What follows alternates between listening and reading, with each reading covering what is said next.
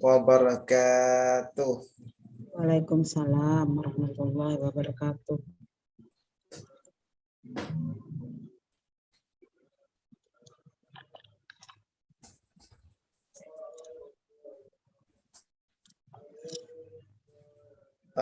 Yang saya hormati Bapak Saripudin, SPDI, MPD, selaku founder dan CEO dari Analog Teacher Training. Yang saya hormati kedua narasumber pada malam hari ini, semua peserta Diklat Pendidikan dan para member Analog Teacher of Training yang saya banggakan. Saya mengucapkan terima kasih kepada Bapak atau Ibu semuanya atas kehadirannya pada malam hari ini. Alhamdulillah acara pada Diklat kali ini dapat terlaksana berkat dukungan dari UIN Sumatera Utara Medan, IAIN Palangkaraya, Institut Ilmu Al-Quran An-Nur Yogyakarta, Institut Santi Buana, Stai Nurul Ilmi Sumatera Utara, Stai Hikmatul Fadilah, Stikip Sintang, SMA 2 Polewali, dan yang terakhir yaitu Pondok Pesantren Sain Al-Quran. Kegiatan ini juga disponsori oleh bingkaibanua.com, Berkah Ziarah, Toko Monasa, Borneo Tour and Travel. Pertama-tama, marilah kita lanjutkan puji syukur kehadirat Allah Subhanahu wa Ta'ala atas limpahan dan kasih sayangnya, sehingga kita dapat berkumpul pada malam hari ini secara bersama-sama mengikuti acara Diklat Pendidikan pada malam hari ini. Salawat serta salam tak lupa senantiasa kita haturkan kepada junjungan Nabi Muhammad SAW yang telah membawa kita hijrah dari zaman jahiliyah ke zaman yang bermartabat, berilmu, serta akan selalu kita nantikan syafaatnya di hari akhir. Yang pertama, saya selaku Ketua Pelaksana mengucapkan terima kasih yang sebesar-besarnya kepada peserta yang telah hadir untuk mengikuti acara Diklat Pendidikan yang diselenggarakan oleh Analog Teacher of Learning. Kepada rekan-rekan yang membantu acara pada hari ini, terima kasih juga kepada founder dan CEO dari Analog Teacher of Learning, Bapak Saripudin, SPDI, MPD, dan terlebih khusus kepada semua narasumber. Semoga kerja keras kita semua dibalas dengan oleh Allah Subhanahu wa Ta'ala. Tema yang kami angkat pada diklat ini tentang ide-ide cemerlang dalam pembuatan PTK. Untuk kegiatan ini kami menghadirkan 8 orang narasumber dari akademisi dan praktisi dari berbagai instansi di Indonesia. Untuk peserta yang telah terdaftar kurang lebih 100 orang lebih hingga saat ini, yang dilaksanakan selama 4 hari dari tanggal 22 hingga 25 Februari 2023. Saya berharap dengan mengikuti diklat ini secara sungguh-sungguh, jangan sungkan nanti untuk mencatat poin-poin yang kurang jelas. Silahkan nanti tanyakan kepada narasumber untuk sesi tanya jawab. Di samping itu kami menyadari bahwa Diklat Pendidikan ini masih banyak kekurangan baik di saat ataupun sesudah nanti dari segi penyajian acara, pelayanan, dan berjalannya acara. Nanti ada hal-hal yang kurang berkenan di hati Bapak atau Ibu semuanya. Untuk itu kami mohon maaf yang sebesar-besarnya. Mungkin ini saja yang dapat saya sampaikan. Akhirul kalam. Assalamualaikum warahmatullahi wabarakatuh. Selanjutnya saya persilahkan kepada Ibu Husnul Khotimah untuk memandu acara pada malam hari ini. Kepada Ibu dipersilahkan. Assalamualaikum warahmatullahi wabarakatuh. Selamat malam, agama. Perkenalkan, nama saya Husnul Khotimah akan memandu acara kegiatan Diklat Pendidikan Nasional pada malam ini.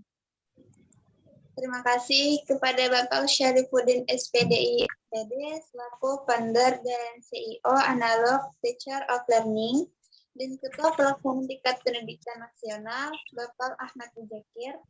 Alhamdulillah acara ini dapat terlaksana berkat dukungan dari UIN Sumatera Utara Medan, IAIN Palangkaraya, Institut Ilmu Al-Quran An-Nur Yogyakarta, Institut Shantibuana, Stai Nurul Ilmi Sumatera Utara, Stai Hikmatul Fadilah, STKIP Sintang, SMA 2 Polewali, Pondok Pesantren Sains Al-Quran. Kegiatan ini juga disponsori oleh bingkaibanua.com, Berkah Ziarah Wisata Religi, Ziarah Makam Para Wali, Tokoh Munasya Agen Batik Sesirangan, Borneo Tour and Travel Teaching Online. Para narasumber dan peserta yang kami hormati, sebagaimana telah diumumkan, Diklat Pendidikan Nasional kali ini mengambil tema ide-ide cemerlang dalam pembuatan PPK. Sebelum penyajian materi, izinkan saya untuk menyampaikan sedikit pengantar terkait materi yang akan disampaikan. Pada dasarnya, kegiatan ini sangat penting dan menarik untuk diikuti karena banyak sekali informasi yang kita dapatkan. Oleh karena itu, diharapkan kepada seluruh peserta untuk memperhatikan dan mengikuti diskusi dengan sebaik-baiknya. Baiklah, Diklat Pendidikan kali ini akan dibagi menjadi 2 sesi. Sesi pertama yaitu penyampaian materi secara paralel dan sesi yang kedua yaitu sesi tanya jawab. Pada hari ini akan menghadirkan 2 orang narasumber. Yang pertama, Dr. Jessia SAG NPD dengan materi mengubah laporan PPK menjadi artikel. Yang kedua yaitu Ibu Febria Deni Purnasari SPD MPD dengan materi analisis data dalam IPK. Untuk mempersingkat waktu, langsung saja kita mulai sesi yang pertama, yaitu penyampaian materi secara paralel. Saya terlebih dahulu akan membacakan kurikulum fit narasumber Dr. Jessia SPD MPD, nama Dr. Jessia SPD MPD, tempat lahir, mulai hari 12 September 1986, pendidikan S1, jurusan Tarbiyah di IAIN Banjarmasin pada tahun 1997, S2 jurusan FIP di Universitas Negeri Yogyakarta pada tahun 2004, pengalaman Ketua Prodi PGMI dan PGSD, Ketua Prodi TBG, Ketua Jurusan Tarbiyah, dan banyak lagi. Banyak menghasilkan karya ilmiah, diantaranya pemanfaatan internet pada mata kuliah ilmu pendidikan di Fakultas Tarbiyah dan Ilmu Keguruan IAIN Palangkaraya.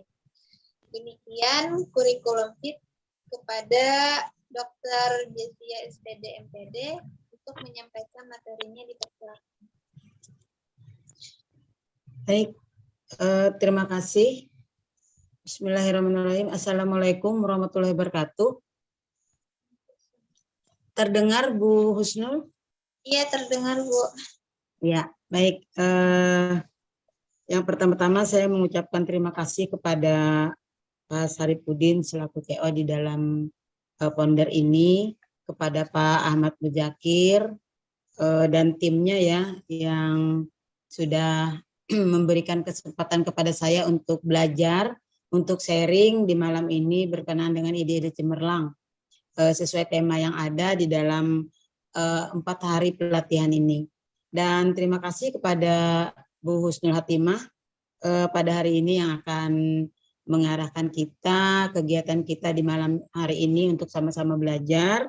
Dan juga yang saya banggakan Bapak Ibu serta mahasiswa, mohon izin Pak Muzakir, mahasiswa saya juga saya minta mereka berhadir di sini karena materi-materinya sangat menarik dan sesuai kebutuhan mereka. Karena nantinya mereka adalah calon guru yang notabene pasti akan melakukan penelitian PTK ini. Baik, tidak perlu berpanjang kalam. Di judul yang ada di sana dibolak-balik tetap sama ya Pak Muzakir ya, bahwa intinya saya ingin menyampaikan laporan hasil PTK itu jangan disimpan aja, akan bisa lebih bermanfaat dengan kita menjadikan dia sebagai artikel begitu.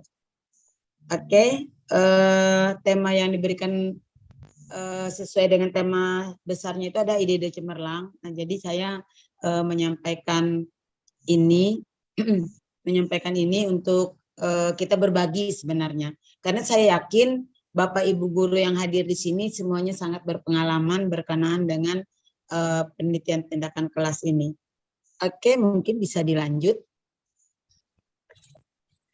Oke, nah sebelum kita menghasilkan sebuah laporan, sebuah hasil penelitian, di sini kita sama-sama memahami bahwa PTK itu sendiri adalah salah satu metode di dalam penelitian. Jadi ada metode penelitian ini ada yang namanya menggunakan jenis penelitian pengembangan, terus ada kualitatif, ada kuantitatif. Nah, jadi metode penelitian yang digunakan oleh guru untuk meningkatkan kualitas pembelajaran di kelas. Makanya namanya sering dikenal dengan penelitian tindakan kelas. Siapa aja yang bisa melakukan ini otomatis adalah para guru-guru, karena di dalam PTK ini guru melihat hal-hal yang sudah dilakukan dalam proses pembelajaran di kelas itu. Bisa dari strateginya, bisa dari media pembelajaran yang digunakan, bisa dari model pembelajaran yang digunakan. Nah, dilakukanlah sebuah penelitian. Jadi kita berada di sana, kita mencari, kita pasti tidak pernah merasa puas dengan apa yang sudah kita lakukan sebagai guru, sebagai pendidik. Di semester ini kayaknya dalam menyampaikan materi diriku kurang begitu. Nah, jadi kita melakukan penelitian itu. Jadi sambil mengajar, sambil mendidik, kita juga ada untuk merefleksi terhadap hal yang sudah kita lakukan dalam bentuk sebuah penelitian. Oke, next. Nah, tujuannya apa sih? Setiap kegiatan itu pasti kita ada yang namanya yang ingin dicapai adalah tujuan. Teman-teman pendidik semua di dalam sebuah pembelajaran pun kita pasti memiliki tujuan. Karena itu yang akan kita capai dan kita akan melihat tujuan itu apakah tercapai atau tidak itu dari indikator yang kita buat. Nah, indikator sering kan di dalam RPP sekarang dengan MBKM itu ada yang namanya modul ajar. Nah, di sini tujuan penelitian tindakan kelas itu yang pertama adalah meningkatkan kualitas pembelajaran.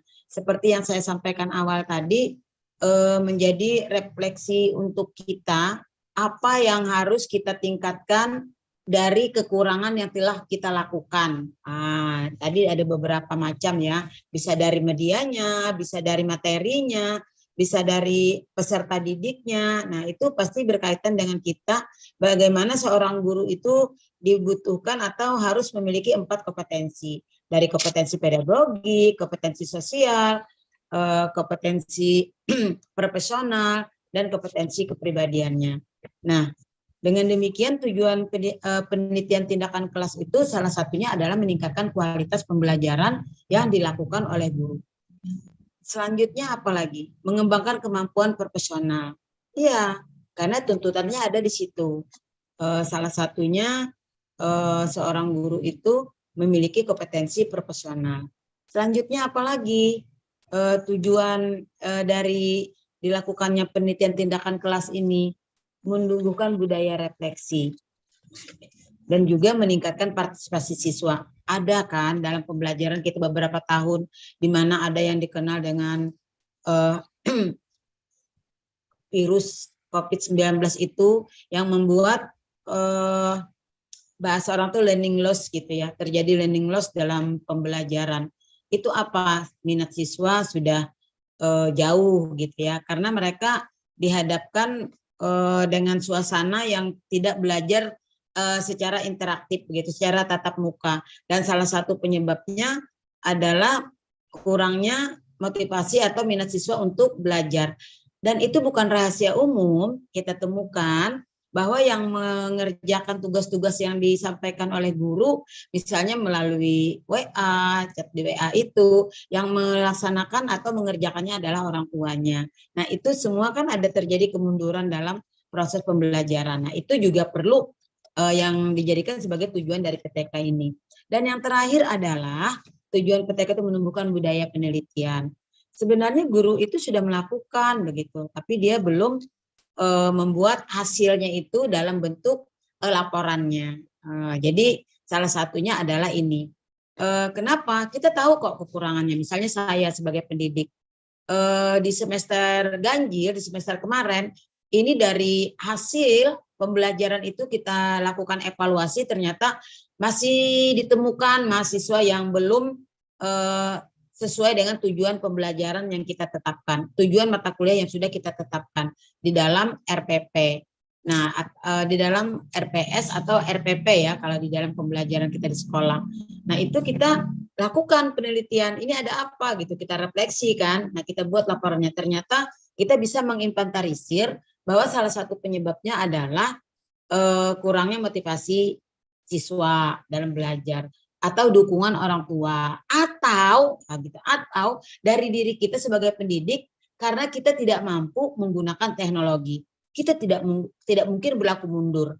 Nggak mungkin lagi dong kita tidak menggunakan media-media atau fitur-fitur yang ada yang disediakan selama ini. Misalnya di dalam COVID-19 itu kita sudah menggunakan Zoom meeting, terus kita sudah menggunakan media-media yang dulunya tidak pernah menggunakan YouTube, kita sudah menggunakan media digitalisasi.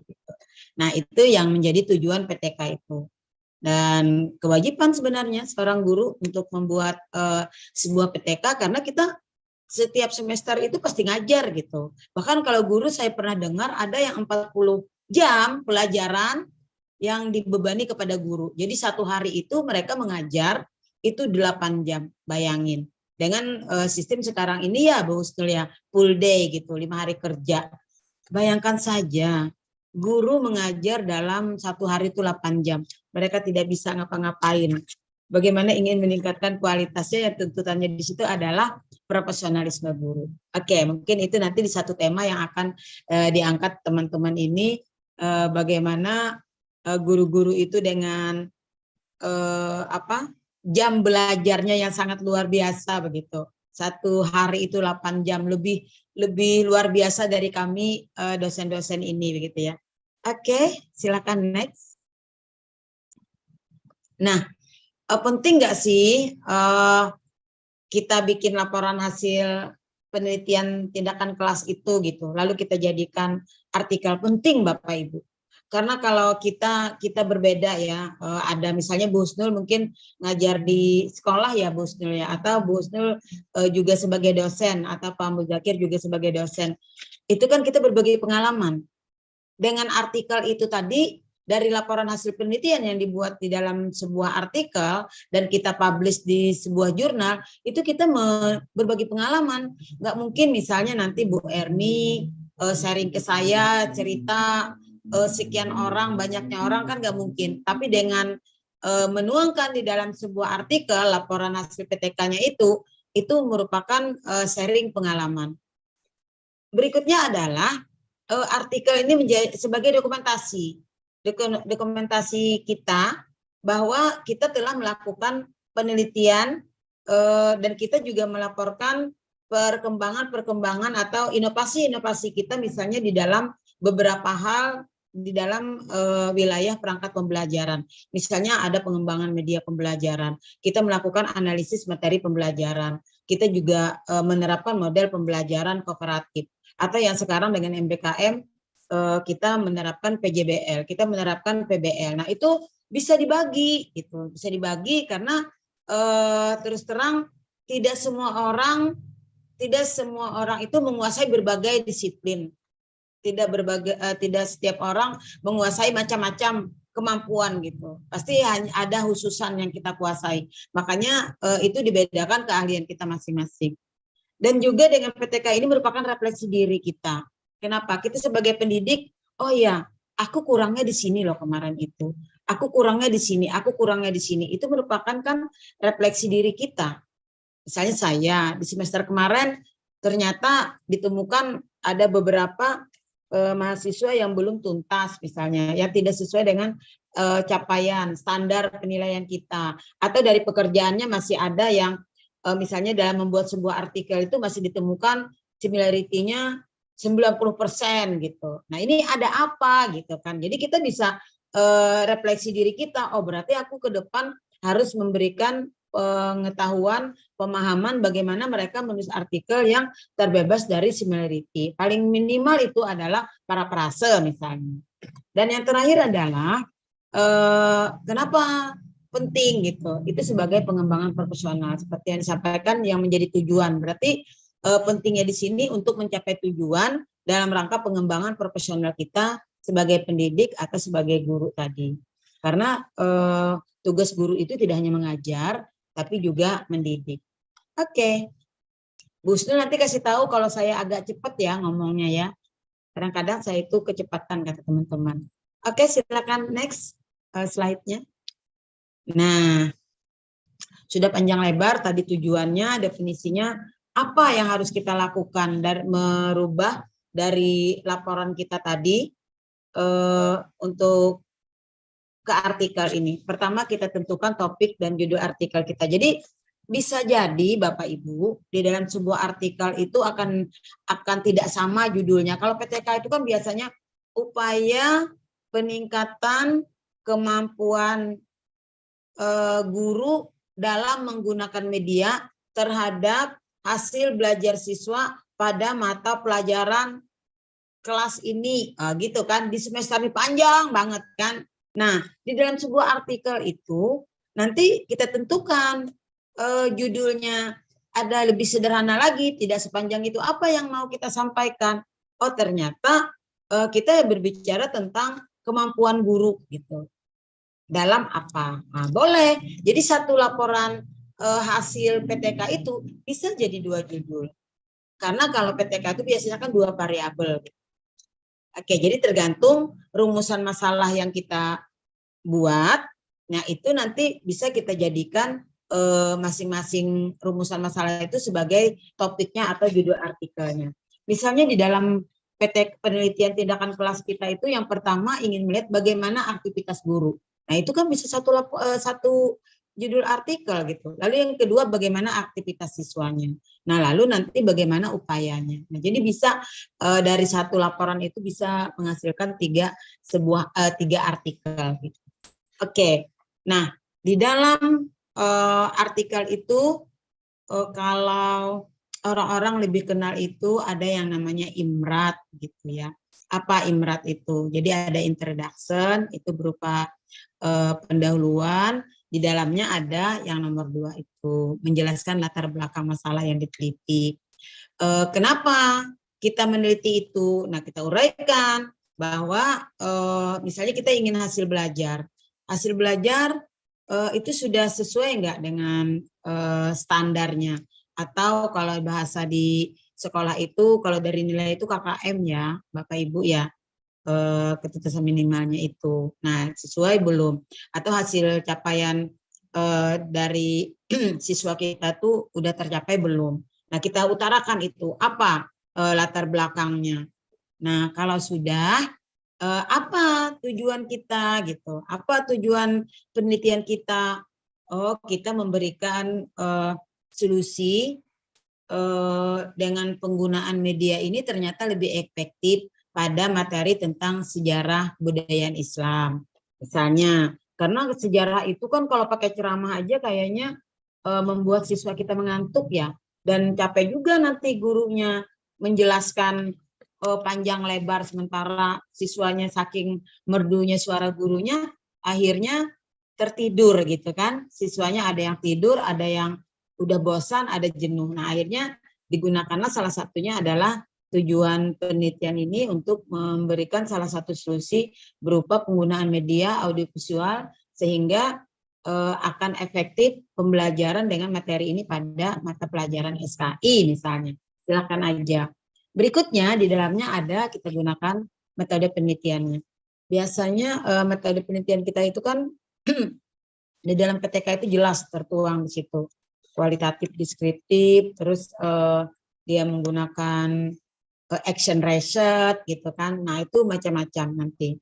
Nanti akan dibahas oleh teman-teman yang lain berkenaan dengan bagaimana sebuah PTK ya Bu Husnul ya. Jadi saya tetap di wilayah saya begitu. Selanjutnya bagaimana? Kalau sudah semuanya kita menemukan hasil dari rumusan masalah kita sudah terjawab tadi, tujuan yang ingin kita jawab dengan menggunakan metode penelitiannya juga sudah kita tentukan, akhirnya kita sajikanlah hasil penelitian. Hasil penelitian di PTK itu kan ada siklus-siklusnya ya Bapak Ibu ya. Ada siklus 1, terus nanti kita refleksi apa kekurangannya di siklus 1, kita lakukan lagi siklus 2, baru kita refleksi lagi. Nah, itu kita sampaikan di hasil penelitian. Selanjutnya, hasil penelitian tadi berupa data-data yang kita kumpulkan, baik melalui observasi, biasanya lebih dominan itu observasi. Hasil observasi itu kita tuangkan, lalu kita bahas. Jadi kenapa misalnya dari hasil masih ada sebagian siswa itu belum memperhatikan, gitu. Atau kita ingin melihat minat, belum masih ada ditemukan siswa yang belum berminat, atau misalnya dalam penerapan model masih ada siswa yang belum sesuai dengan langkah-langkah yang sudah kita tentukan, atau tahapan-tahapan di dalam model itu, atau bahasa dalam model pembelajaran itu ada yang namanya sintak. Nah, kita uraikan di situ, dan itu nanti dirujuk oleh teori. Teori ini menyatakan bahwa tahapan untuk model pembelajaran problem-based learning meliputi 5 misalnya. Itu menurut si A itu ya. Oke. Nah, selanjutnya kalau sudah kita bahas hasilnya, kita tarik suatu kesimpulan. Apa kesimpulan dari hasil penelitian kita itu? Ternyata misalnya model pembelajaran problem-based learning ini membuat hasil belajar siswa meningkat misalnya. Nah, lalu saran kita apa? Nah, ke depannya, kalau saran itu kan bisa ke depannya, untuk penelitian selanjutnya boleh, untuk kita sendiri boleh gitu sarannya. Dan rekomendasi apa? Untuk penelitian selanjutnya, rekomendasinya lebih kepada apa gitu. Nah, kalau kita sudah model PBL, nanti misalnya seorang peneliti itu boleh dia melakukan analisis dulu terhadap karakteristik peserta didik misalnya, terhadap kebutuhan peserta didik. Nah, jadi itu yang dilakukan. Nah, itulah yang ada tercover atau yang tertuang di dalam sebuah artikel. Jadi tidak keseluruhan kita sampaikan, ada bagian-bagian sesuai itu tadi. Jadi ada judulnya kita tentukan, nanti latar belakang masalahnya, lalu nanti tujuan penelitiannya kita uraikan, apa yang mau kita jawab, berikutnya nanti metode yang kita gunakan secara simpel, lalu hasilnya, lalu kita bahas, itu tidak lebih dari 11 halaman sesuai template jurnal yang kita tuju begitu. Jadi tidak sebanyak yang kayak kita, kalau PTK kita itu kan biasanya sampai 60 halaman, 80 halaman, bahkan ada yang 100 halaman dengan lampir-lampirannya. Jadi kalau dalam artikel itu sesuai dengan template yang sudah ditentukan oleh jurnalnya. Oke, silakan lanjut. Nah, apa sih tipsnya gitu supaya kita bisa menulis, kita tuangkan hasil laporan hasil PTK kita tadi, hasil PTK kita itu di dalam sebuah artikel. Oke, jadi ada beberapa di sini. Silakan. Yang pertama, nah, menulis dengan bahasa yang jelas, ya, dan mudah dipahami. Jadi tidak kesana kemari gitu, kesana kemari, sampaikan aja. Dia memang tek kayak gitu. Jadi nggak seperti kita bahasa lisan ya, tapi itu bahasa tulisan. Jadi di situ mengacu kepada mungkin saat ini ya menggunakan PUEB ya, Pedoman Umum Ejaan Bahasa Indonesia ya. Atau kalau dulu itu kita EYD ya, ejaan yang disempurnakan. Nah, silakan itu. Jadi kita sampaikan bahasa yang ilmiah, yang tidak yang mudah dipahami orang. Misalnya ke pasar. Jadi tidak kita gunakan yang lain-lain gitu.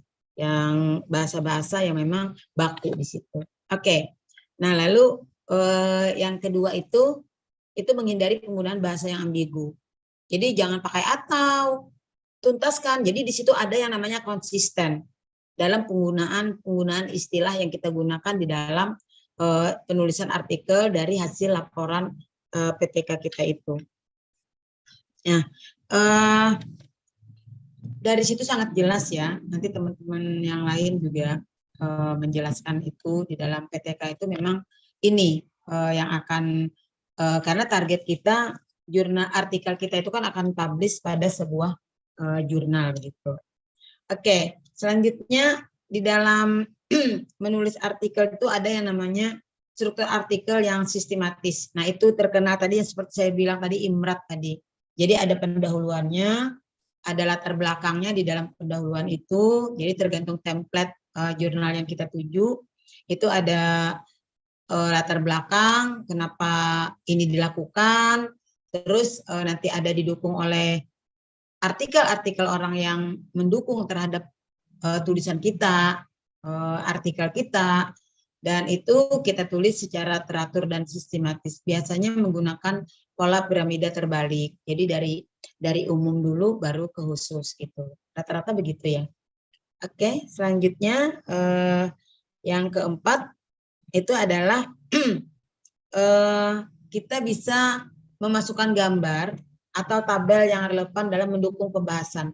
Jadi data-data kita misalnya kita melihat hasil belajar siswa di kelas 5 yang notabene berjumlah 30 orang. Nah, pada saat kita melakukan pretest misalnya kita menggunakan media ya, pretest itu nilainya bagaimana, kita cantumkan, kita buat tabel. Lalu kalau hasil post-testnya bagaimana, kita juga boleh membuat grafik-grafik ya dalam hasil kita itu selain tabel-tabel yang ada supaya lebih menarik begitu.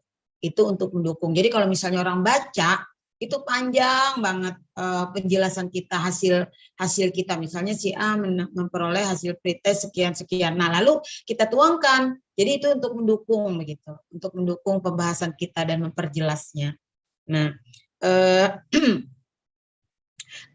di sini penggunaan grafik atau tabel ataupun gambar itu kan manfaatnya adalah untuk memahami data itu lebih paham orang, lebih mudah memahami seperti yang saya sampaikan di awal tadi. Dan selanjutnya yang terakhir kita merujuk pada literatur yang relevan dan terkini. Itu bisa dari artikel-artikel. Sekarang sudah mudah begitu. Karena kan kita OJS ya, online journal system gitu. Semuanya ada.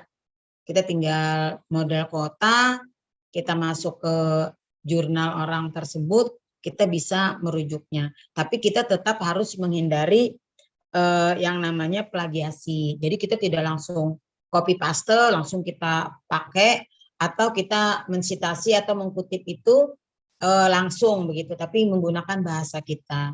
Boleh kok sekarang, tapi kita tetap mencantumkan sumbernya. Misalnya saya mengutip tulisan dari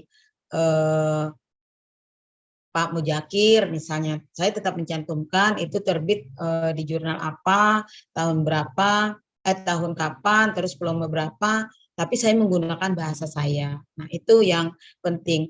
Dan biasanya itu ya maksimal itu 10 tahun terakhir begitu. Padahal kalau bisa sih 5 tahun terakhir luar biasa, karena untuk kita mengutip-ngutip sumber referensi atau literatur yang relevan itu 5 tahun itu udah banyak banget gitu.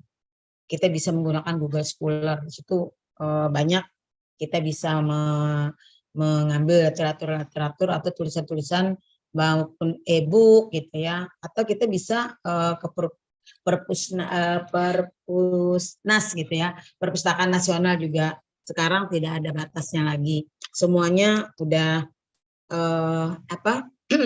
sudah terbuka gitu, open banget gitu. Dan kita juga jangan lupa gitu ya, selain merujuk tadi, kita artikel tadi kita minta teman sejawat kita, teman kita yang membacakan pendapat-pendapat tentang isi artikel kita itu sendiri. Jadi kalau kita merasa pasti selalu sempurna, merasa tidak ada salahnya, tapi silahkan orang lain baca dulu, nanti kita minta pendapatnya bagaimana tentang tulisan kita ini.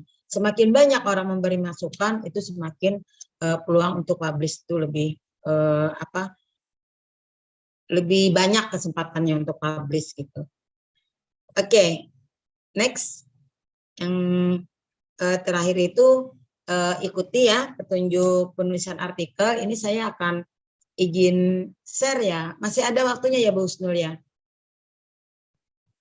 Bu Husnul? Iya Bu, iya masih ada. Masih ada ya? Oke, saya izin share screen contoh artikel. Mohon izin. Sebelum saya ucapkan terima kasih, saya ini izin share screen-nya tentang artikel biar Bapak Ibu yang hadir di sini dan teman-teman mahasiswa juga artikel itu bagaimana sih kan gitu. Dulu kita buka.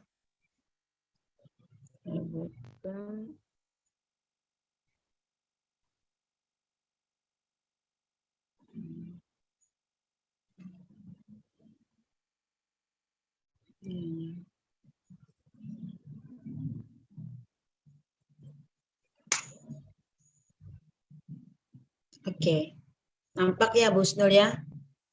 Iya Bu. Iya. Oke.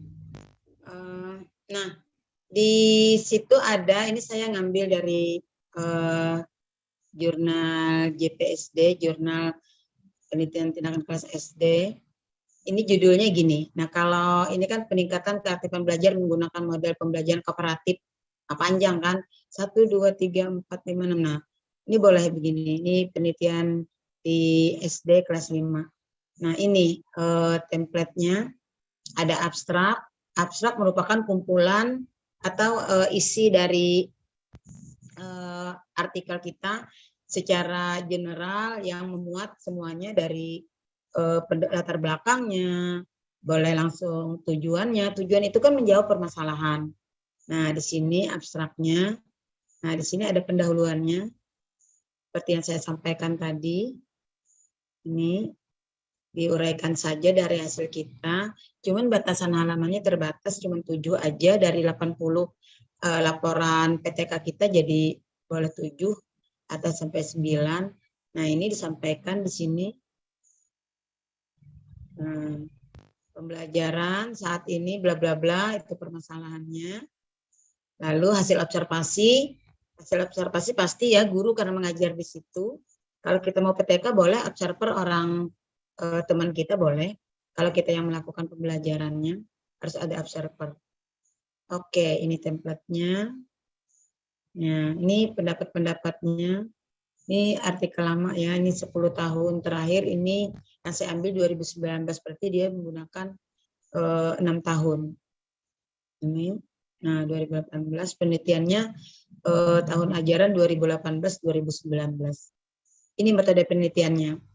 Jenis penelitian ini PTK. Dia menggunakan desain penelitian model GAMES. Macam-macam. Boleh silakan. Peserta didiknya 41 orang. BSD itu di kelas 5 itu ada 41. Nih metode yang digunakannya, ini hasilnya. Nah, ini yang saya maksud tadi, ini sebagai pendukung di siklus 1, ini siklus 2 ini. Ini evaluasinya. Jadi jumlahnya siklus 1 27,40 hasilnya, terus siklus 2 ini.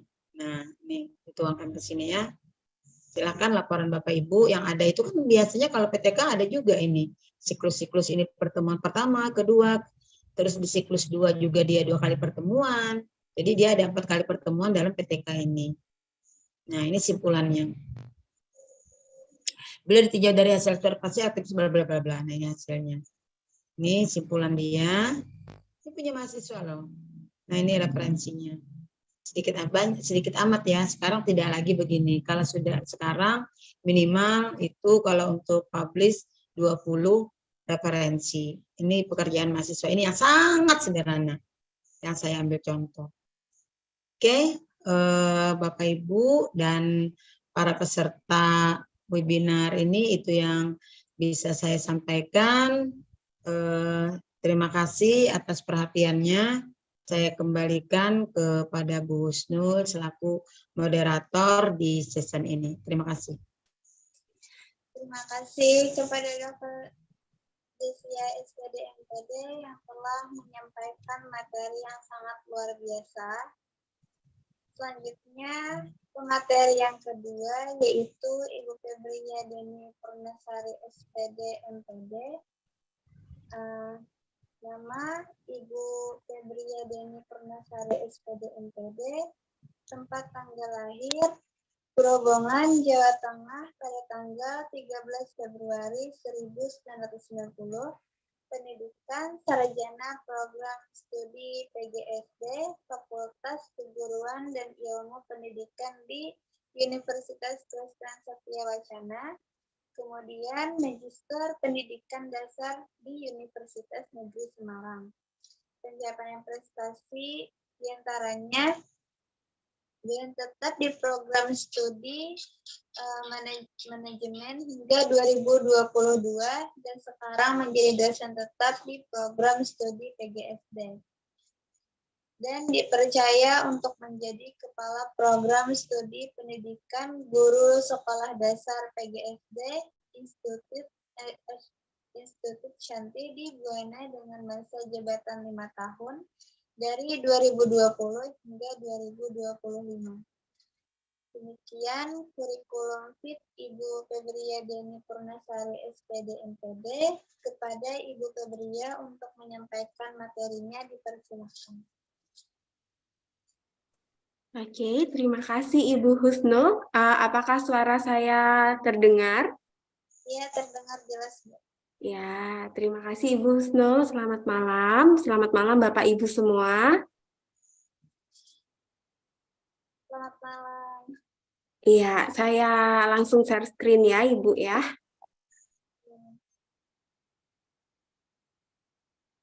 Apakah sudah terlihat? Ya, sudah terlihat, Bu. Sudah. Ya, selamat malam Bapak Ibu semua. Ya, sekilas informasi saja ya, tambahan informasi ya, saya berasal dari Jawa, namun saat ini saya berada di salah satu wilayah perbatasan Indonesia-Malaysia, yakni di Kalimantan Barat. Apakah Bapak Ibu di sini ada yang berasal dari Kalimantan Barat mungkin?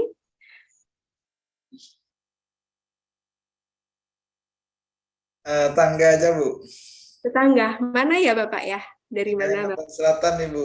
Oh, Kalimantan Selatan ya, boleh kalau ada kesempatan nanti bisa main ke Kalimantan Barat ya Pak ya. Ya, Bu. Ya, pertama-tama saya mengucapkan terima kasih untuk Analog Teachers of Learning karena sudah memberi kesempatan pada saya untuk memberikan materi dengan tema analisis data dalam PTK ya. Saya apresiasi kepada Analog Teachers of Learning, juga Bapak Ibu semua yang sudah meluangkan waktunya malam-malam begini ya, kita berdiskusi bersama, menggali bersama mengenai PTK, dan nantinya harapannya apa yang sudah disampaikan malam ini berguna untuk Bapak Ibu, khususnya dalam melakukan PTK ya. Nah, topik saya adalah analisis data dalam PTK. Mungkin ini sudah tidak asing buat Bapak Ibu semua, karena PTK sendiri juga untuk guru juga sudah sering atau familiar begitu ya. Kalau boleh tahu yang hadir di sini, apakah rata-rata ini Bapak Ibu guru atau mahasiswa? Ada yang masih mahasiswa, Bu. Ada yang masih mahasiswa, ada yang Bapak Ibu guru juga ya? Iya. Ya, semoga ini ilmunya bermanfaat ya.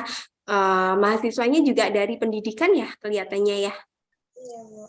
Ya, nah Ya, karena kita berada di rumpun pendidikan, nah PTK ini nantinya kalau adik-adik mahasiswa terjun menjadi guru, ini akan sangat bermanfaat. Karena PTK ini punya ciri khusus gitu ya, ciri khas. Beda dengan penelitian-penelitian yang lainnya ya. Karena PTK sendiri ini ibaratnya adalah salah satu jenis penelitian tindakan yang ciri khususnya dia dilakukan ada kelas begitu ya. Kelas di sini bukan berbicara mengenai ruangan atau gedung, tapi kelas ini lebih ke sifatnya, ada peserta didiknya dan ada pendidiknya, dalam arti ada guru dan siswanya. Nah, oleh karena itu yang hadir di sini Bapak Ibu guru dan adik-adik mahasiswa yang nantinya juga akan jadi guru, ilmu ini sangat bermanfaat begitu. Nah, berbicara mengenai analisis data dalam PTK ini tidak lepas dari peran atau kegunaan dari PTK itu sendiri. Nah, di sini saya ingin menyoroti 3 hal. Yang pertama adalah pentingnya analisis data dalam PTK sendiri, kemudian jenis-jenis analisis data yang akan digunakan dalam PTK, dan bagaimana kita memilih analisis data dalam PTK. Nah, yang pertama, berangkat dari pertanyaan, mengapa kita harus melakukan analisis data? Apakah ada yang ingin berpendapat mungkin supaya malam ini tidak sepi begitu ya, tidak hanya dari saya, tapi dari Bapak Ibu atau adik-adik semua. Nah, menurut Bapak Ibu dan adik-adik semua, mengapa kita harus melakukan analisis data? Kira-kira mengapa nih kita harus melakukan analisis data? Ada yang ingin berpendapat? Nggak apa-apa.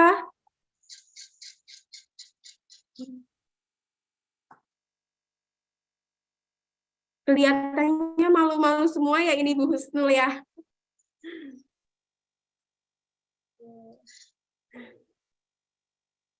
PTK itu sejatinya dia kan tetap dalam ranah penelitian ya Bapak Ibu ya. Dia tetap sama dengan penelitian, ada kesamaan dengan penelitian-penelitian lainnya, yakni tetap membutuhkan analisis data. Nah, berangkat dari kesamaan itu, kita bisa lihat kenapa sih PTK membutuhkan analisis data sama seperti penelitian lainnya.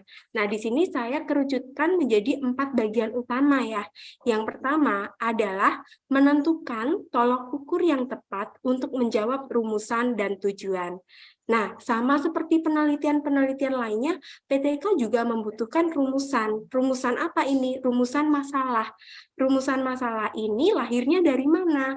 Nah, sebelum kita melakukan PTK, bagi Bapak Ibu yang mungkin sudah familiar, dan bagi adik-adik guru, adik-adik calon guru yang nantinya akan melakukan PTK, PTK ini punya kekasan ya, berangkat dari permasalahan yang sudah ada. Jadi masalahnya tidak dibuat-buat ya, tapi berangkat dari kebutuhan di kelas tersebut. Seperti yang saya jelaskan di awal tadi, bahwa PTK itu punya ciri khas. Ciri khususnya adalah dia punya kelas. Ya, kelas di sini bukan berbicara mengenai ruangan, bukan berbicara mengenai gedung, tapi berbicara mengenai sifatnya. Ada proses di dalamnya.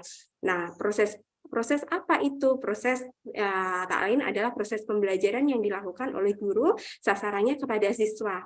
Nah, kadang saat guru mengajar itu ada hal-hal yang muncul, ada trouble-trouble tersendiri ya, entah siswanya yang kurang aktif, entah hasil belajarnya yang tidak tercapai, atau aspek-aspek lainnya yang memang butuh penanganan khusus.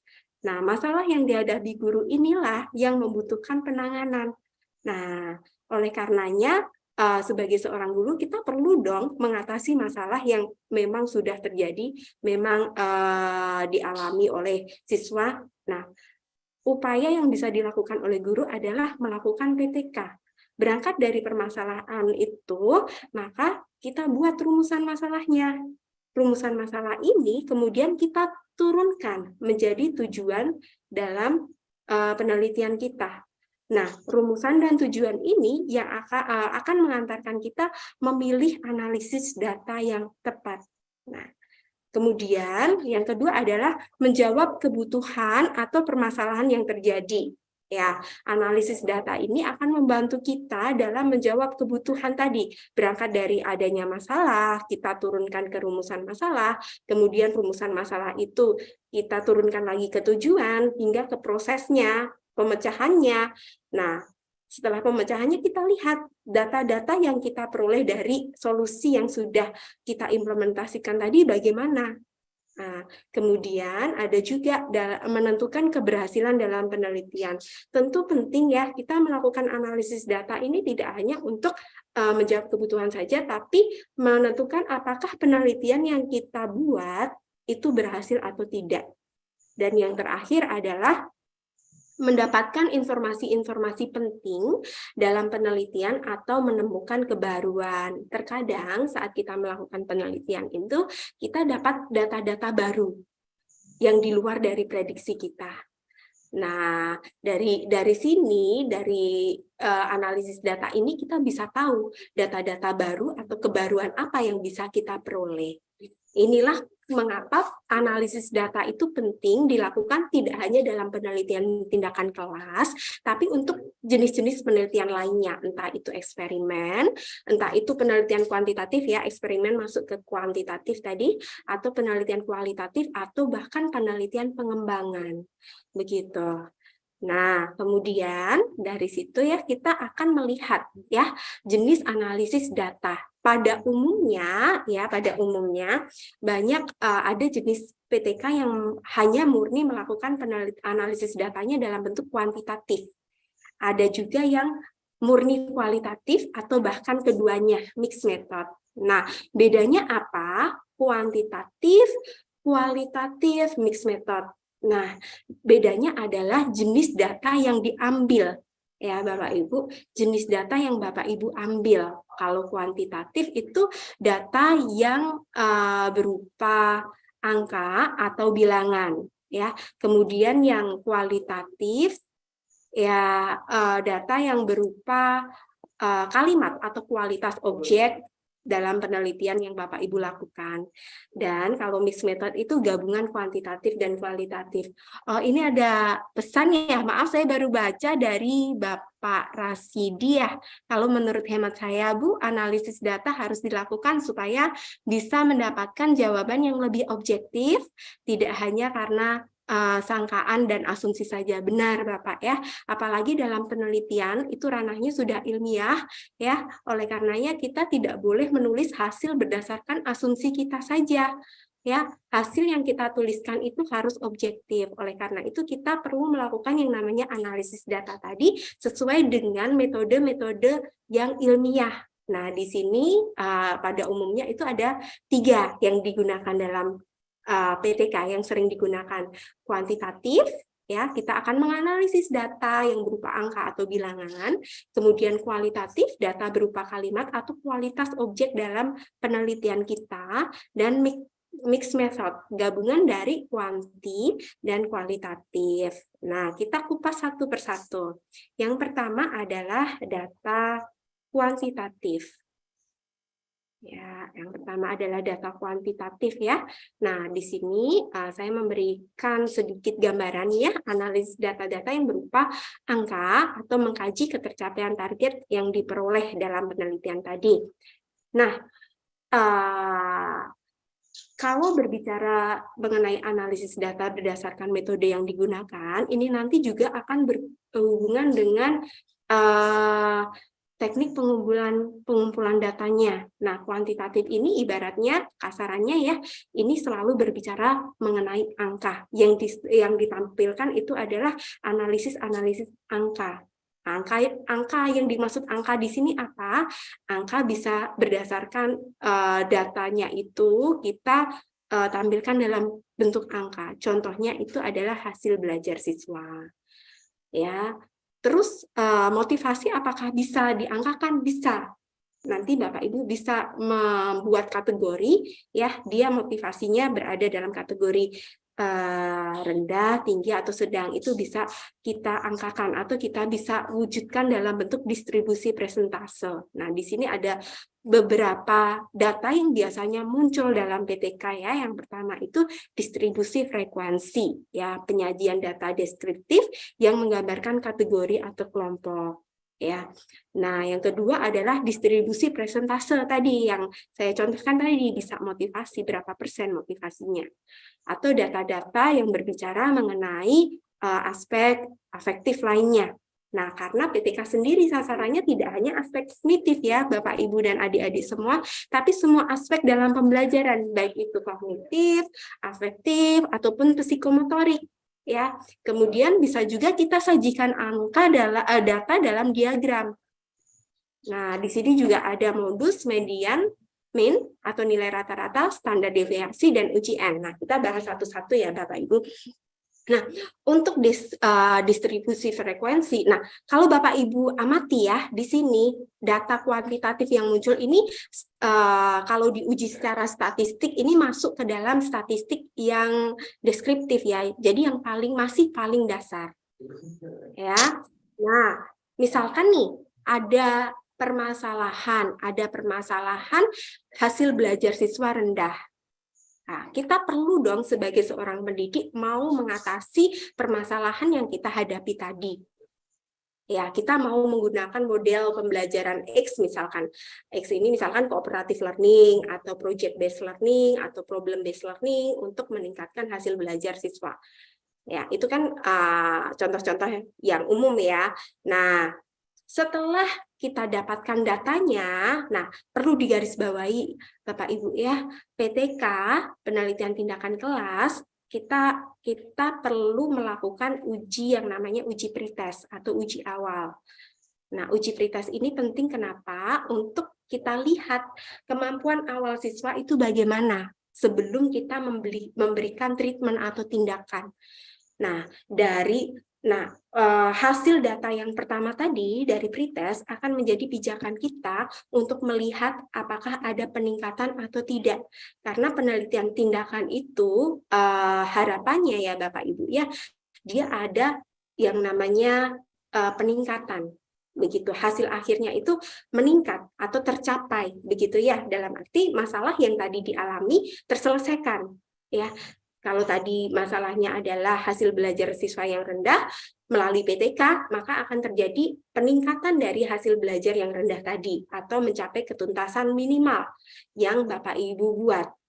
Nah, data yang awal tadi, yang berangkat dari pretest tadi, data nilai pretest, kemudian akan dibandingkan dengan data dari post-test. Nah, post-testnya ini lebih baik dilakukan per siklus, bukan hanya di akhir siklus akhir ya, tapi per siklus, dari siklus 1, siklus 2, dan siklus selanjutnya, begitu ya, sampai batas maksimal siklus yang diadakan di situ. Nah, data yang diperoleh tadi, yang berbicara mengenai hasil belajar tadi, kita buat ranknya, kita analisis ya, kita buat ranknya. Nah, di sini dalam menentukan rank sendiri, kita bisa kategorikan rank yang berada di kategori sedang, rendah, sedang, ataupun tinggi. Nah, di sini nanti muncul di frekuensi. Kemudian presentase juga kita bisa tunjukkan berapa persen siswa yang sudah tuntas dan berapa persen siswa yang belum tuntas. Penyajian datanya juga boleh dalam bentuk visual, yang biasanya disajikan dalam diagram. Diagram kan macam-macam ya Bapak Ibu, ada diagram petang, ada diagram pie atau lingkaran, dan sebagainya ya. Nah, ini untuk data-data tambahan ya, ini ada modus kalau Bapak Ibu pengen cari nilai paling banyak yang muncul itu berapa. Nilai paling banyak yang muncul ketika kita berikan tes kepada siswa, oh paling banyak ini siswa dapat nilai berapa sih?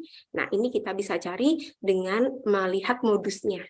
Kemudian median itu nilai tengah, mean itu nilai rata-rata. Nah, nilai rata-rata ini juga penting dalam PTK ya Bapak Ibu, supaya kita bisa tahu ketercapaian dalam satu kelas itu sudah mencapai indikator ketuntasan yang sudah ditetapkan atau belum.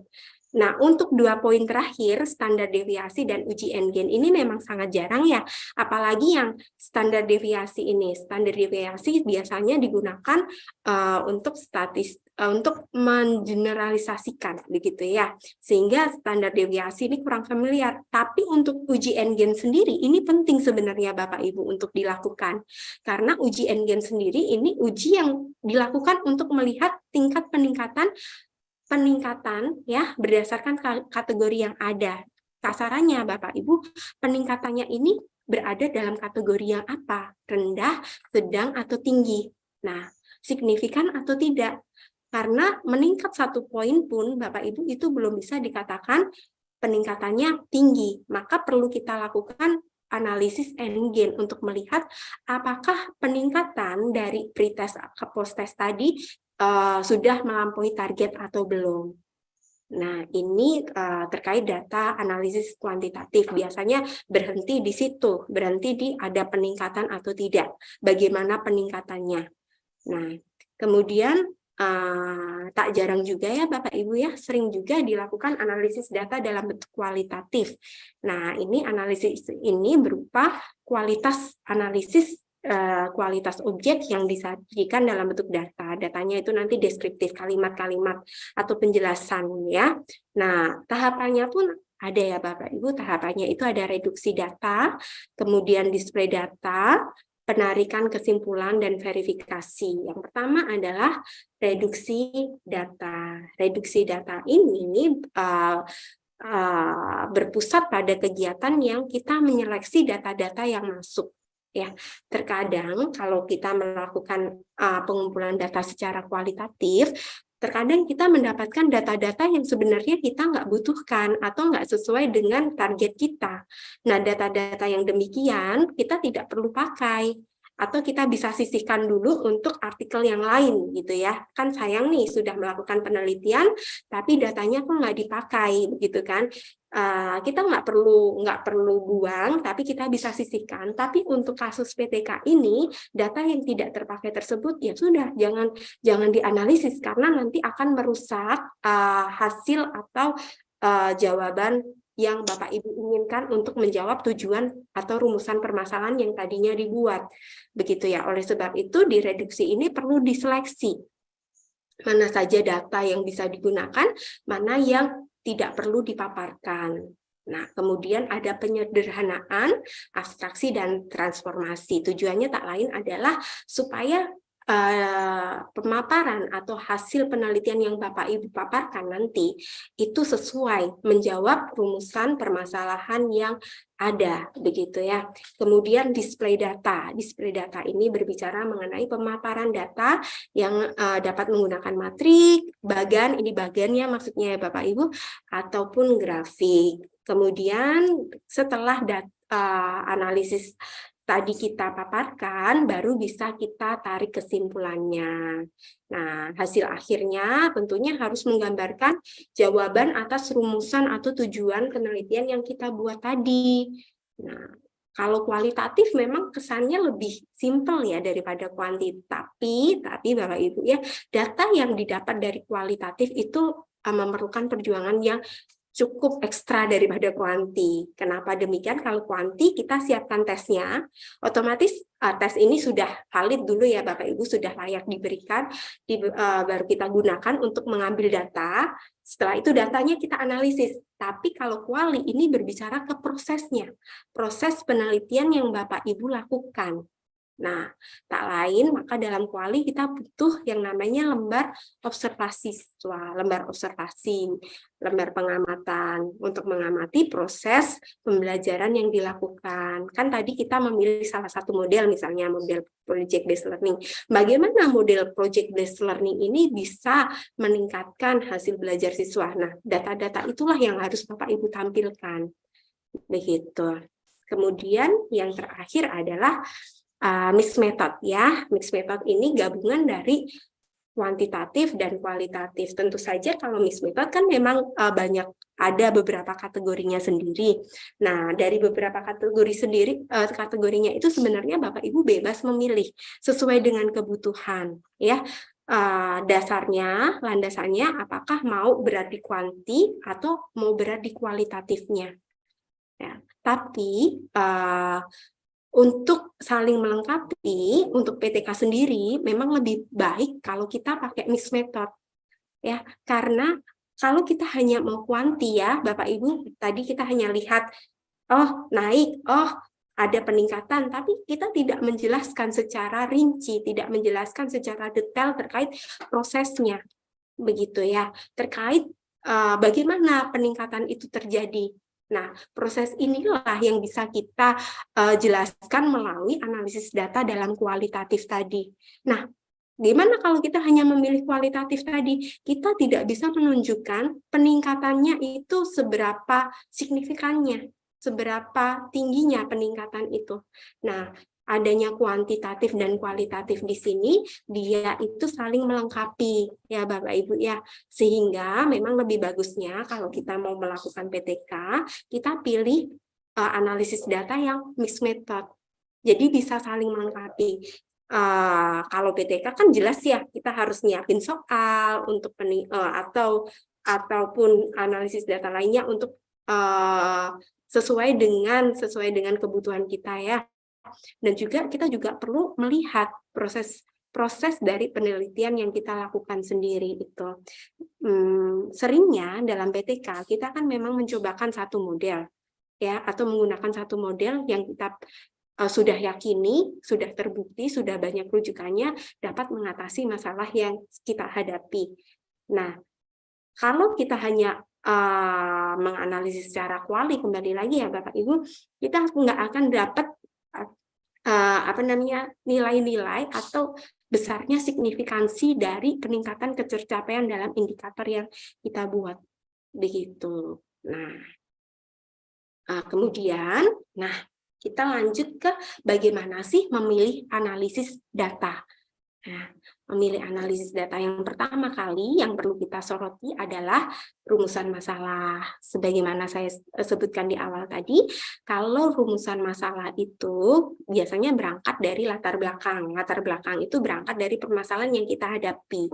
Ya, jadi PTK itu masalahnya real, tidak dibuat-buat. Ya, masalah terjadi, kita cari solusinya, kita asumsikan ada solusi dengan menggunakan model X misalkan ya. Kemudian kita buat rumusan masalahnya, kita turunkan ke dalam tujuan penelitian. Kemudian biasanya kalau PTK kita buat terbab ya Bapak Ibu ya, kita perlu buat yang namanya hipotesis tindakan gitu kan. Nah, hipotesis tindakan itu nanti kita turunkan lagi ke indikator ketercapaian. Nah, untuk hipotesis tindakan dan indikator ketercapaian inilah yang akan mengantarkan kita bagaimana sebaiknya kita membuat instrumen pengumpulan data. Makanya kita perlu perhatikan teknik pengumpulan data yang akan kita gunakan untuk PTK ini. Ya, kan nggak mungkin ya Bapak Ibu mau mengukur motivasi malah dikasih tes pilihan ganda atau tes isai, gitu kan? Nah, harus disesuaikan dengan rumusan masalahnya tadi, dengan indikator ketercapaiannya, dengan hipotesis tindakannya, kemudian baru bisa disusun yang namanya instrumen pengumpulan data. Nah, instrumen ini tentunya juga melalui proses yang cukup panjang ya Bapak Ibu, nggak bisa kita buat langsung kita gunakan. Tentunya instrumen ini harus kita validasi dulu, harus kita uji kelayakannya dulu. Ya, kalau dia sudah layak, dia sudah bisa dipakai, baru kita bisa pakai untuk penelitian tindakan kita. Nah, setelah kita menggunakan instrumen pengumpulan data yang sudah valid dan layak tadi, baru kita bisa melakukan analisis data sesuai dengan instrumen yang sudah kita gunakan tadi. Kalau hasil belajar, ya kita pakai kuantitatif, kalau tadi menggunakan lembar observasi ya kualitatif. Nah, oleh karena itu lebih bagus lagi kalau tadi kita menggunakan mixed method. Ya, saya rasa itu yang bisa saya sampaikan. Terima kasih untuk waktunya. Selanjutnya saya kembalikan lagi ke Ibu Husnul. Ya, terima kasih kepada Ibu Febria Dini Purnasari SPD NPD yang telah menyampaikan materi yang sangat luar biasa. Demikianlah pemaparan materi yang telah dibawakan oleh kedua pemateri hari ini. Dan selanjutnya akan membuka sesi tanya-jawab. Selain itu, untuk link presentasi atau absensi telah dikirimkan melalui kolom chat Zoom dan kolom live chat pada YouTube. Baiklah, langsung saja kita mulai sesi tanya-jawab. Dipersilakan kepada 3 atau 4 orang peserta yang ingin bertanya, dan yang ingin bertanya silakan hand raise atau angkat tangan. Selain itu juga bisa bertanya melalui kolom chat Zoom dan chat live pada YouTube.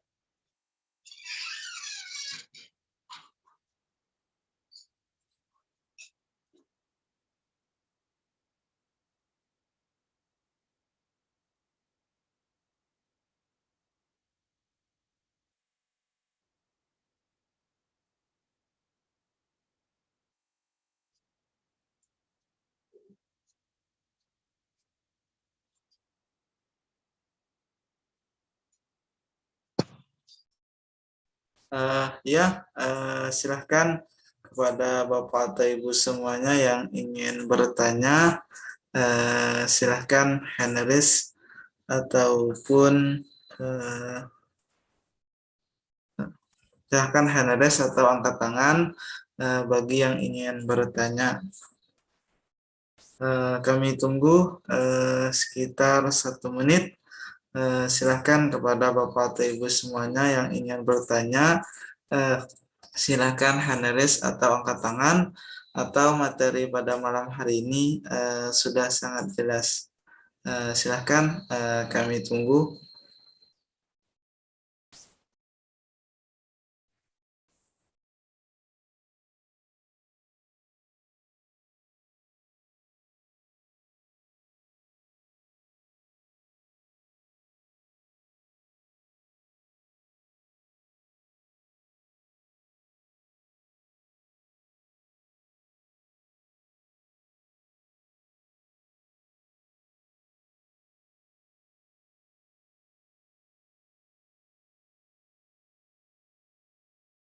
Karena tidak ada yang bertanya, mungkin kita sharing pengalaman, mungkin berikan satu pertanyaan tentang tema tentang materi pada malam hari ini.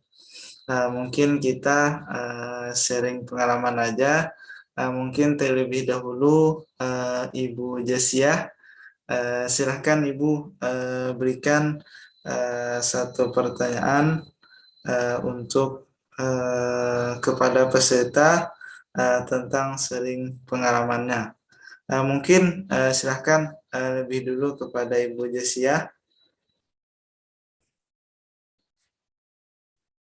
Ibu Jasia, apakah bisa mendengar suara saya, Ibu?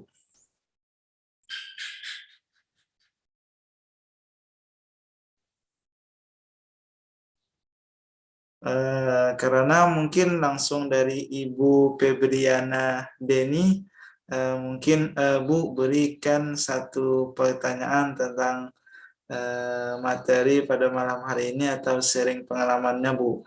Nanti akan dijawab oleh peserta pada malam hari ini. Silahkan, Ibu. Oke, terima kasih Pak Ahmad ya tadi ya. Ya, Bapak Ibu semua, supaya kita semangat ya hari ini, saya mau beri pertanyaan yang simpel saja. Biasanya dalam melakukan PTK atau perencanaan PTK, kesulitan apa yang sering Bapak Ibu hadapi? Begitu, itu saja mungkin. Terima kasih Bu atas pertanyaannya.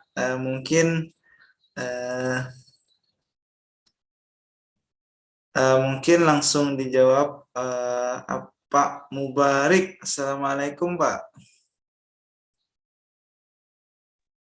Waalaikumsalam warahmatullahi wabarakatuh. Boleh menjawab pertanyaan dari Ibu Febriana, Pak? Bukan saya gini kan, saya dulu pernah buat. Cuma saya sendiri macetnya waktu di tengah-tengahnya, sehingga nggak selesai juga buatnya. Nah, itu. Karena kan mungkin masih kurang pemahaman dalam pembuatan itu, ya. Saya juga sekarang ini masih ikut ini biar bisa buat ini, karena ke depan mungkin akan perlu PTK buat saya naik pangkat itu udah. Nah, itu saja mungkin ya. Terima Ya. kasih. Assalamualaikum. Waalaikumsalam warahmatullahi wabarakatuh. Mungkin bisa ditanggapi Ibu Febriana, Bu. Iya, terima kasih Pak Ahmad. Tadi Bapak Mubarik ya, Bapak Mubarik ya. Nah, memang kalau melakukan PTK ini kita harus komitmen ya Bapak ya, karena kan tadi berangkat dari permasalahan. Nah, permasalahan yang kita hadapi itu tentunya kan kita perlu selesaikan, ya kan? Nah, apa yang membuat Bapak berhenti di tengah jalan?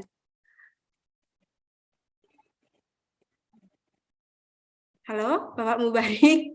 Ya, ya. Ya, kenapa? Apa yang membuat berhenti di tengah jalan?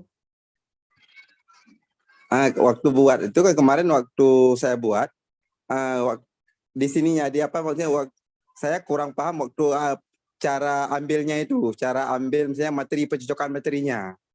Nah, kadang materinya nggak nyambung dengan yang saya ambil tuh, sehingga banyak dicoret-coret itu.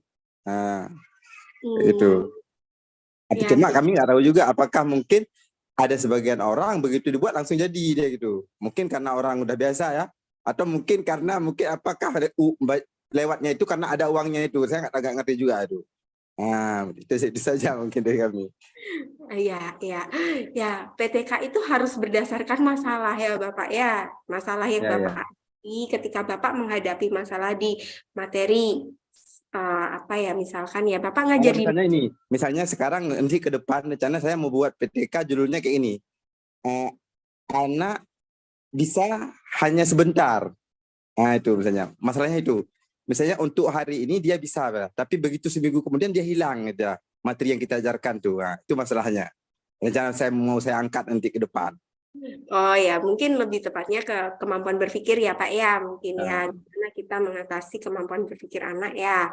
Nah, kemampuan berpikir itu sendiri kan banyak tingkatannya, nanti perlu dikaji. Kenapa anak itu kok ingatnya cuma sebentar, besok-besok lupa, apakah pembelajarannya ini kurang bermakna? Begitu. Nah, kalau sasarannya pembelajarannya kurang bermakna, kita perlu cari model-model pembelajaran yang mendukung teori belajar bermakna tadi. Nah, ketika Bapak sudah memilih satu teori yang memang sudah sesuai ya. Nah, karena begini Pak, kalau PTK itu kita kan berangkat berdasarkan masalah. Nah, solusi yang kita buat, solusi yang kita rancang pun kita juga harus berdasarkan teori. Ya, ada rujukannya, sehingga masalah yang Bapak hadapi tadi sebisa mungkin itu harus bisa teratasi. Nah, kalau masalahnya di belajar bermakna tadi, ya berarti kita perlu cari tahu ya teori-teori pendukungnya apa saja. Nah, ini akan membantu Bapak memilih satu model yang tepat. Nah, ketika Bapak menggunakan atau mengimplementasikan model itu ke proses pembelajaran Bapak tadi, Bapak perlu buat target selesai di siklus berapa. Ya, tidak boleh banyak, tidak boleh lama-lama, tidak boleh sampai 10 siklus ya Pak ya. Nanti materinya maksimalnya berapa? 2 siklus atau benar? Minimalnya 2 siklus bisa gitu. Minimalnya 2 siklus ya. Maksimalnya biasanya 4 ya. 4 itu sudah banyak ya. Nanti mungkin Ibu Jasiah bisa melengkapi begitu ya Ibu ya. Ya, ketika Bapak sudah membuat atau merencanakan termasuk RPP-nya, kemudian angketnya atau instrumen pengumpulan datanya, itu Bapak harus pastikan selesai di 3 siklus misalkan.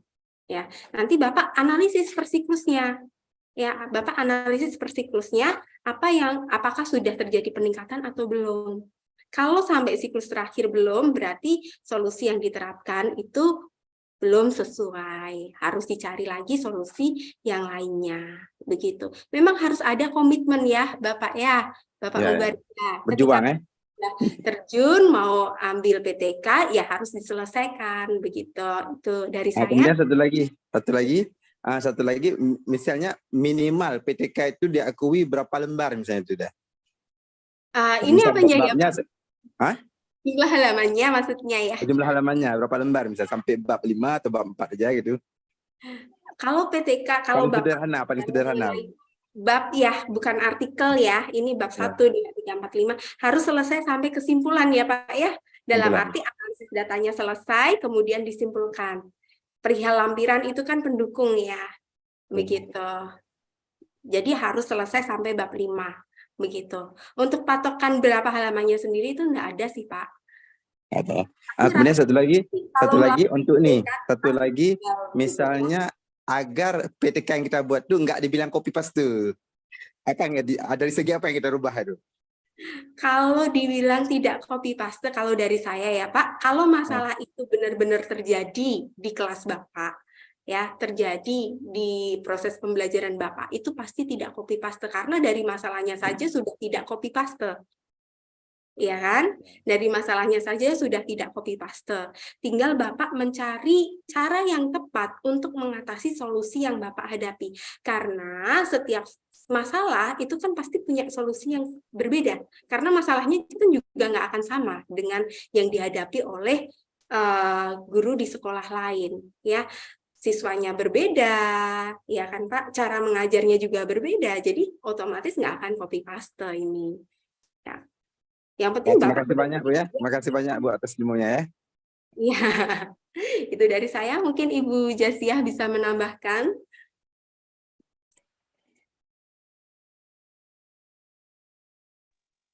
Baik. Tidak kembali ke moderator dulu Bu Febria. Ya, silakan. Kita kembalikan ke moderator aja. Terima kasih atas jawabannya. Apakah Ibu Jessia ini yang menambahkan? Baik, boleh. Mohon maaf tadi jaringan agak hilang ya. Jadi penanya cuman ini ya, Bapak Mubarak tadi ya, Pak Mubarik ya. Iya, Pak Mubarik. Ya. Oke, kalau halaman itu untuk PTK itu memang ada ini apa minimal 60 halaman. Laporannya ya. Laporan dari hasil PTK. Terus kalau tadi pertanyaan untuk supaya tidak plagiasi, apa yang dijelaskan Bu Febri tadi benar. Kalau memang itu permasalahan dari kita, itu pasti kita menguraikannya dengan bahasa kita, Pak. Jadi misalnya nanti di Min 2 Banda Aceh gitu kan, itu kan pasti lain tuh dengan Min 2 di Palangkaraya gitu. Karena dari guru yang mengajarnya, terus cara guru mengajarnya, dan yang utama lagi adalah pada saat yang menulis itu kan pasti beda Pak Mubarak dengan Pak Ahmad Muzakir. Jadi tata bahasa kita tuh memang berbeda antara satu dengan satu.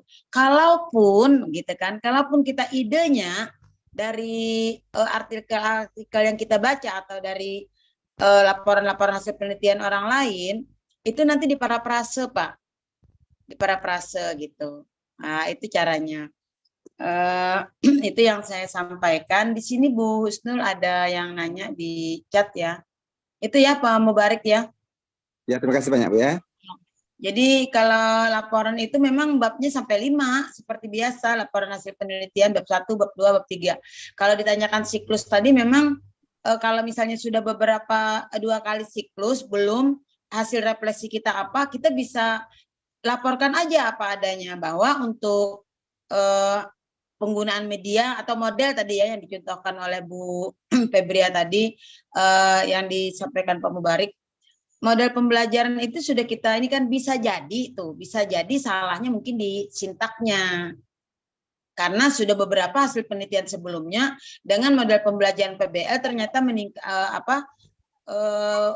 meningkatkan hasil belajar misalnya dalam materi apa gitu. Lalu Pak Mubarik ini tetap aja gitu. Nah, itu bisa jadi ada beberapa kesalahan dalam proses. Bisa jadi kurang cermat observernya gitu. Terus instrumen yang kita gunakan. Nah, jadi ada beberapa sih yang bisa menyebabkan itu Pak Mubarik.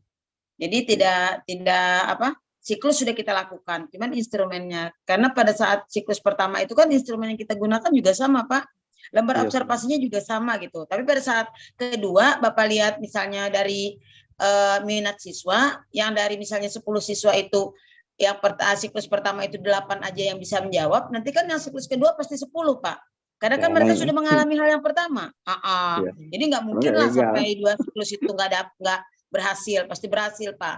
Tapi kita ada yang namanya kejujuran akademik. Itu laporkan aja. Penelitian itu tidak ada yang gagal, Pak. Penelitian itu selalu berhasil. Asal metode yang kita gunakan pas. Misalnya Bapak mau potong semangka, Bapak gunakan pisau aja. Tapi pada saat membelah semangka, itu gunakan pisau yang besar. Nah, itu begitu analisis. Jadi metode yang kita gunakan tepat, pasti akan berhasil. Jadi tidak ada yang namanya penelitian itu gagal. Selama ini kenapa dinyatakan gagal? Karena kita berusaha menyampaikan sesuatu itu sesuai dengan harapan kita. Misalnya, Bapak melakukan PTK, Bapak ingin hasilnya pasti bagus, nilainya pasti meningkat. Pada saat kita melakukan penelitian hasilnya tidak meningkat, sampaikan aja Pak apa adanya. Bahwa pada penelitian ini hasil belajar tetap sama. Jadi di bawah KKM misalnya. Nah itu nanti kita cari faktor apa gitu, kejar lagi. Nah, jadi tidak ada yang gagal penelitian. Penelitian itu selalu berhasil. Yang salah paling metodenya, metodologi penelitian yang kita gunakan. Itu Pak ya. Ya, makasih Oke, banyak, Bu, di ya. sini Coba aja. ya, terus ada di chat ini saya berusaha menjawab. Selain jadi PTK apa bisa dibuat jurnal dan buku? Maksudnya mungkin gini. Hasil PTK itu selain dibuat artikel bisa nggak jadi buku? Boleh. Dari PTK itu ada yang namanya buku monograf. Boleh Bapak Ibu. Jadi tidak hanya artikel supaya kita publish tadi ya, supaya jadi dokumentasi, boleh monograf. Diolah aja, cuman bahasanya nanti ada berubah. Nah, itu ada beberapa hal yang harus kita lakukan untuk merubah hasil penelitian ke buku monograf itu. Oke. Lalu,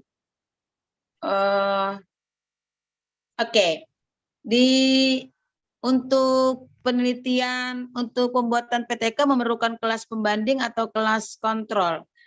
Tergantung kita mau apa gitu.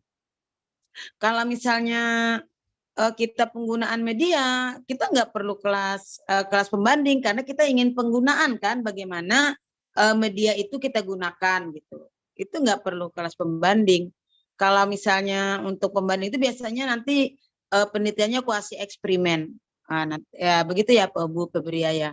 Kalau PTK kan kita langsung ingin melihat action research, itu bisa kita analisis menggunakan yang disampaikan Bu Febria tadi, apakah kualitatif atau kuantitatif. Kebanyakan itu menggunakan kedua-duanya ya. Jadi deskriptif, secara kualitatif nanti kita berbicara persentase, ada yang menyatakan juga itu kuantitatif gitu. Silahkan aja. Jadi kalau menggunakan pembanding 2 kelas itu kelas kontrol dengan eksperimen itu kuasi eksperimen. Kalau PTK itu kelas itu aja, namanya juga penelitian tindakan kelas. Jadi di kelas itu aja. Nanti kalau misalnya skopnya sekolah, berarti PTS penelitian untuk sekolah itu biasanya dilakukan oleh kepala sekolah. Mungkin itu ya teman-teman yang bisa saya tambahkan dari Bu Febria tadi, sudah sangat lengkap banget dan sangat rigid apa yang dijelaskan beliau. Saya hanya menambahkan sedikit begitu. Oke, saya kembalikan ke moderator.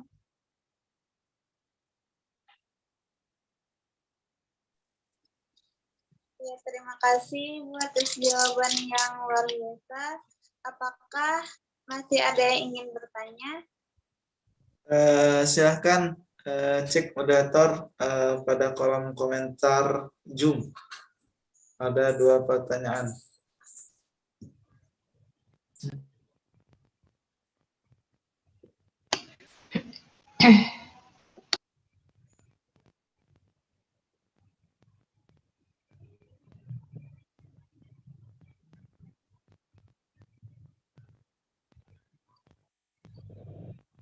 Oh ya, betul kata Pak Mujakir, ada satu ya kelewatan.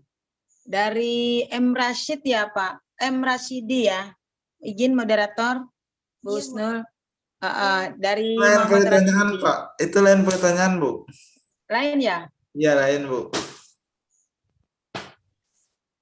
Itu lain. tadi Ibu Febria bertanya tentang apa tadi? Jawabannya ya. Iya, Oh iya. yang tadi tuh. Oh ya. Itu jawabannya Ibu. Oke.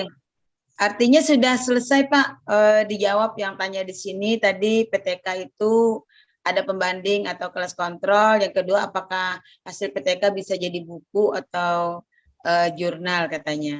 Oh iya. Oke, artikel itu kan diterbitkan di jurnal. Ya, Pak Mudzakkir udah clear di room chat kita. Ya Bu, terima kasih atas jawabannya Bu. Mungkin ditambahkan Ibu Febria, pengen menambahkan Ibu? Dari saya tidak sih Pak, secara garis besar tadi Ibu Jasia juga sudah memaparkan dengan baik, dengan sangat lengkap ya. Mungkin satu ya, terkait kelas kontrol, ya memang seperti yang disampaikan Ibu Jasia, umumnya PTK itu tidak butuh kelas kontrol atau kelas pembanding, karena targetnya itu adalah peningkatan ya. Kita kan nanti akan buat hipotesis tindakan dan indikator ketercapaian kan. Nah, itu saja yang dijawab. Kalau kelas pembanding atau kelas kontrol itu biasanya di penelitian yang eksperimen begitu, sama seperti yang sudah Ibu Jasia jelaskan tadi. Itu saja dari saya, Pak. Ya, terima kasih Bu atas jawabannya. Silahkan lanjutkan moderator. Ya, terima kasih. Selanjutnya, apakah masih ada yang ingin bertanya?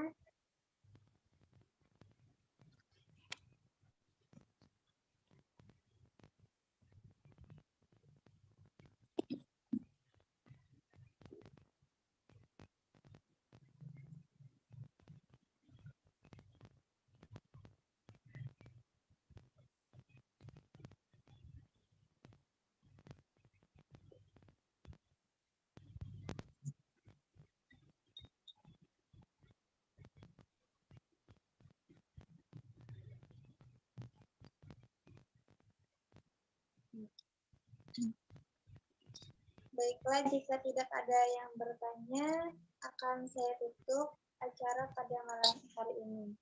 Demikianlah kegiatan Diklat Pendidikan Nasional dengan tema ide-ide cemerlang dalam pembuatan PPK.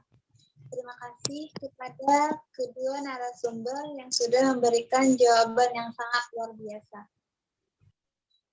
Baik, Bapak atau Ibu semuanya, untuk kegiatan malam ini kita cukupkan sampai di sini. Semoga apa yang kita dapat pada kegiatan ini bermanfaat dan dapat mengamalkannya dalam kehidupan sehari-hari serta diridhai oleh Allah Subhanahu wa taala. Pada para hadirin sekalian, sekali lagi kami mengucapkan terima kasih kepada para pemateri dan juga seluruh peserta yang telah berpartisipasi dalam kegiatan Diklat Pendidikan Nasional malam ini. Akhir kata, saya Husnul Khotimah selaku moderator undur diri.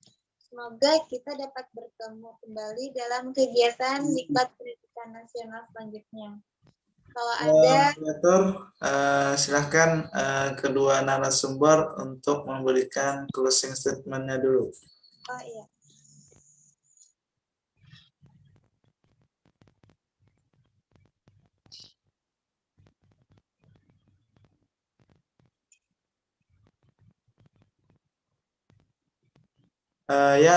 Mungkin dipersilahkan kepada Ibu Jasia terlebih dahulu. Oke, baik. Terima kasih Pak Mudzakkir dan terima kasih Bu Husnul dan juga terima kasih Bu Febria tadi ya, yang sangat luar biasa. Dan teman-teman yang masih bertahan sampai detik ini, untuk wilayah bagian tengah ini udah jam 10 ya, udah pukul 10 ya. Karena saya di barat ini baru pukul 9 gitu, karena beda 1 jam, dan di timur mungkin sudah pukul 11. Oke Bapak Ibu sekalian, jadi pada saat laporan hasil penelitian kita itu tidak hanya dapat dibuat sebagai artikel, tapi juga seperti yang ditanyakan tadi, itu juga bisa jadi buku monograf. Nah, jadi ada 2 tuh hasilnya, luarannya sebagai dokumen kita. Nah, kita jangan ragu untuk membuat laporan itu. Jadi pelan-pelan, tidak perlu tergesa-gesa, hari-hari itu kita amati apa yang telah kita lakukan. Kalau di dalam bahasa PTK itu kan refleksi, silakan aja dari sekarang apa kekurangan kita tulis. Jadi pada saat kita ada ide, tulis aja. Ada saat ide tulis aja gitu. Nanti akan menjadi suatu kumpulan informasi yang akan bisa kita ramu dan kita bisa tulis. Itu menjadi sebuah proposal untuk melakukan penelitian tindakan kelas. Dan pada saat kesempatan ini juga saya mengucapkan terima kasih kepada panitia, kepada Pak Saripudin dan kawan-kawan, serta Pak Mujakir dan timnya, serta Bu Husnul, dan juga salam kenal untuk Bu Febria. Semoga kita bisa ketemu lagi di pertemuan-temuan yang lain gitu ya, dan juga bisa secara luring nantinya.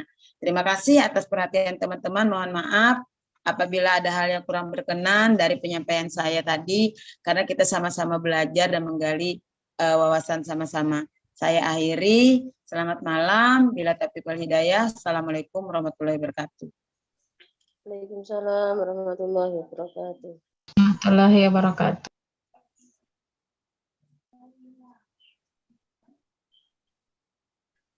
Selanjutnya dipersilahkan kepada Ibu Febria untuk menyampaikan closing statement-nya. Kepada Ibu dipersilahkan. Baik, terima kasih untuk Pak Mujakir ya, juga untuk Ibu Husnul, Ibu Jasiah, kepada seluruh panitia yang sudah memberikan kesempatan untuk saya untuk berbagi di malam hari ini, juga kepada seluruh partisipan yang masih setia ya, masih setia ada di ruangan ini. Harapan saya sama dengan Ibu Jasiah ya. Yang pertama, semoga kita bisa ketemu lagi di lain waktu, atau bahkan bisa ketemu secara touring ya, secara langsung ya.